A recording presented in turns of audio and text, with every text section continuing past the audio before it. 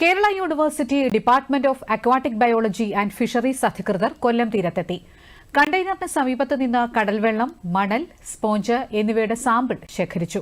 ലാബിൽ രാസപരിശോധന നടത്തുമെന്നും നിലവിൽ ആശങ്കപ്പെടേണ്ട സാഹചര്യമില്ലെന്നും HOD ഡോക്ടർ SM റാഫി പറഞ്ഞു. എവിടെയൊക്കെ കണ്ടെയ്നർ വന്നിട്ടുണ്ടോ അവിടെ നിന്നെല്ലാം നമ്മൾ വാട്ടർ സാമ്പിൾ എടുത്തിട്ടുണ്ട്. ഇത് ഞങ്ങളുടെ ലാബിൽ കൊണ്ടുപോയി ശാസ്ത്രീയമായി പരിശോധിച്ച് എന്താണ് കെമിക്കൽ അല്ലെങ്കിൽ എന്താണ് സബ്സ്റ്റൻസ്, അത് ടോക്സിക് ആണോ അസാഡസ് ആണോ എന്ന് നമ്മൾ ശാസ്ത്രീയ പരിശോധനയിൽ കൂടിയേ നമുക്ക് മനസ്സിലാക്കാൻ സാധിക്കുകയുള്ളൂ. നമ്മുടെ ഷിപ്പിന്റെ ലോഗോ നോക്കിയാൽ എന്താണ് കാരണമെന്ന് നമുക്ക് അറിയാൻ പറ്റും. ഷിപ്പിന്റെ ലോഗോ പക്ഷെ ഇത് നമുക്ക് പറയാൻ പറ്റുന്നത് സൾഫർ ഓയിൽ എന്ന് പറയുന്നുണ്ട്. മറൈൻ ഓയിൽ എന്ന് പറയുന്നത് സൾഫർ കണ്ടന്റ് കൂടിയതാണ്, ഡീസൽ.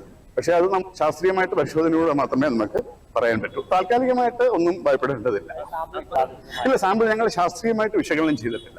ഞങ്ങളുടെ ശാസ്ത്രീയ ലാബിൽ കൊണ്ടുപോയി ഇത് ഏതൊക്കെയാണ് സബ്സ്റ്റൻസ്, അതിന്റെ കോൺസെൻട്രേഷൻ എന്താണ്, അതുകൊണ്ട് എന്തെങ്കിലും പ്രശ്നമുണ്ടോ എന്നുള്ള കാര്യങ്ങൾ നമ്മുടെ ശാസ്ത്രീയ പരിശോധനയിൽ കൂടെ നമുക്ക് മനസ്സിലാക്കാൻ സാധിക്കും.